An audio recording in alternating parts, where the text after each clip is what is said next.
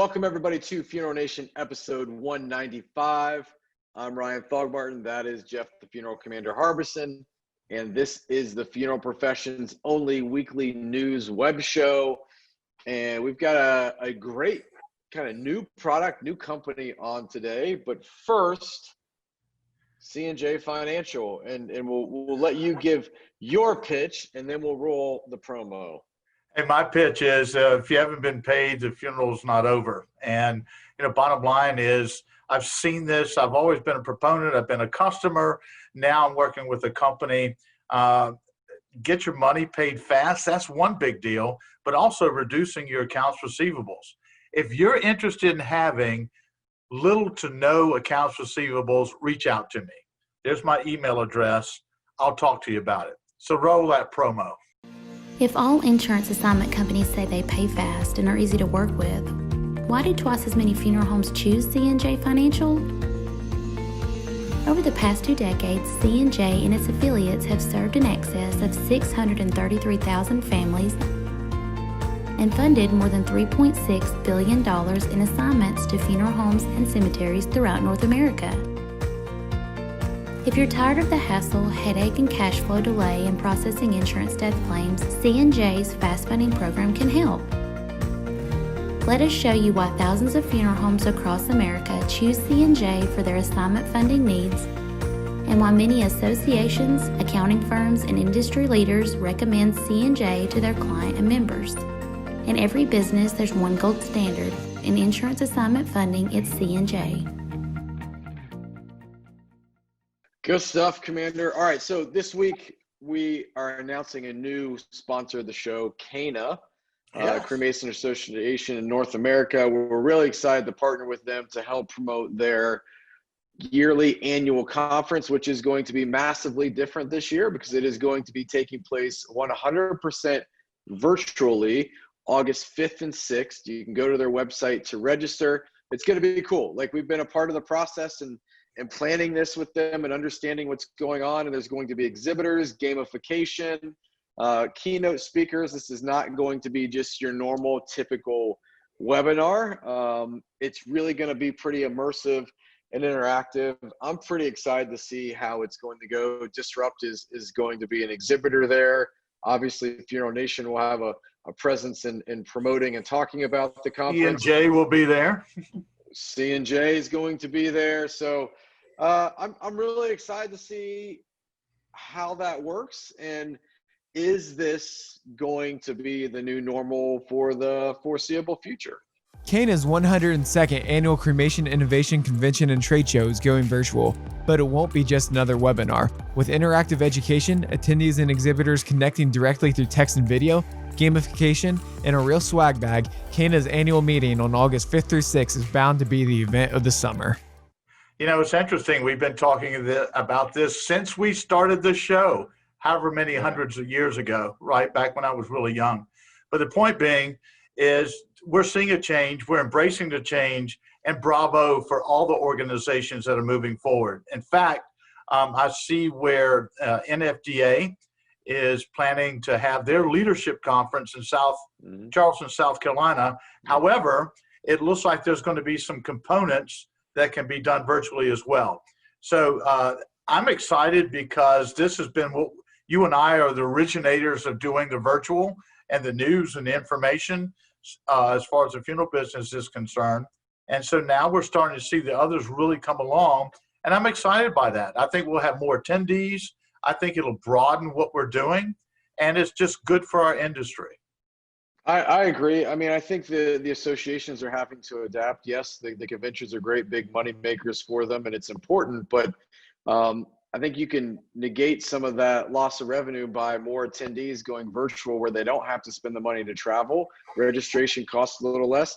I'm interested to see how it works for the vendors. That's one of the reasons that, other than the fact that we just support CANA because they're a good organization, I'm interested to see how that kind of interactive, immersive virtual booth goes. And I know C&J the same thing.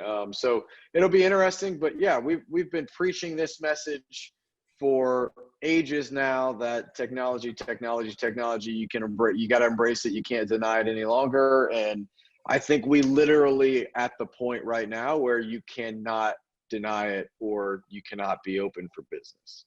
I'm with you. So speaking for open of business, I'm excited. Our guest today, it's a new product. I was a recipient. You'll have to see it, called Food, Not Flowers. Let's roll that interview. Hey, welcome Brandon Bruce from Food Not Flowers. I'm a recipient of your company, and we'll talk about that in a few minutes. But rather than waste any further time, how about share who you are and a little bit about your business? Thanks, Jeff, for having me on. I appreciate it. My name is Brandon Bruce. I'm the founder and CEO of Food Not Flowers. We launched about a little over a year ago. This was spun off from my company in Virginia that I sold. And this was originated from Capital One, honestly. And then there was a need in the market for a gift that was actually thoughtful, but it was actually practical as well, that actually helps people. And so originally we were a meal company doing it from my old catering company. Then we spun it off. We became a gifting company because we've learned it's not really what you give somebody, it's how you make them feel. And that's what we realized the market was missing, because everybody and their brother is doing meals. You can get them everywhere, but people are really missing the emotional side of it. As when you give that meal to somebody, it's when they really need it. Whether it's a bereavement or a birthday or a baby, or it's just something to say, hey, I'm here. I can't be physically there, but I'm thinking about you and I love you. Well, I have to tell you, the reason that you and I came into contact, Anthony from NFDA sent me a Food Not Flowers when I lost my son a few weeks ago. And so when my wife and I returned from his funeral out in Virginia, the next day a box arrived and we opened it up and all this fantastic food was in there. And I'm not talking about just, knickknacks, salmon. I mean, there was Cuban pork. They were full meals. And, just for a couple days, not having to worry about going back to the grocery store and all those sort of things that, in the funeral business, we think about serving a family, and then you get on the other side where you're the one being served. It was touching to me. And I'd like to thank the National Funeral Directors Association, especially Anthony, that thought of us to send that. Thank you so much. But Brandon, I have to tell you, this is something that from our profession needs to be really profiled out here, because frankly, I liked it. And I think it's a fabulous idea, because flowers are somewhat, might as well say, going by the wayside. There were very few flowers at my son's funeral. Yeah, flowers have been the gold standard for years, but today people need more. They need help. And this is where we come in. You mentioned the meals part of it, but we like to think about it's the comforting, it's the you're loved, it's the details, it's the fresh rosemary, it's the entire care package. And by the way, we do have meals in the package that are fresh, fully prepared, but it is that emotional side that the care package is there to let you know that you're cared about. So with the idea with the funeral homes, especially with the decreasing funerals, decreasing floral revenue, we think of all times this could be a good plug-in, that if they're seeing that the decrease in revenue, we could fill in that void and offer a new alternative that will not only last currently in today's times, but also throughout from here on forward as a practical, thoughtful care package. That's true. I have a bonsai tree that we're putting out too. Sorry, Ryan, I interrupted. There you go. No, you're fine. So Brandon, is the funeral home getting a cut of the revenue from this to replace flowers? We're happy to do. We're starting to do some rev shares right now. So absolutely, because we want to. It's a partnership. We want to work and collaborate with the funeral home. So absolutely. And the cool thing about it is the funeral homes can customize and put anything that they want in these boxes. So it goes to the family as a selling tool for like insurance, or at the time of the death, and they could have put anything that they want in there to let them know, hey, we're here every step of the way. We're thinking about you, Acme Funeral Home. That's awesome. Well, look, awesome. Again, I want to personally say thank you. It's interesting how we get connected out here in this world. But what's your website address to share with everyone? Yes, it's foodnotflowers.com. So foodnotflowers.com. And, you know, you can eat flowers, but there's nothing to it.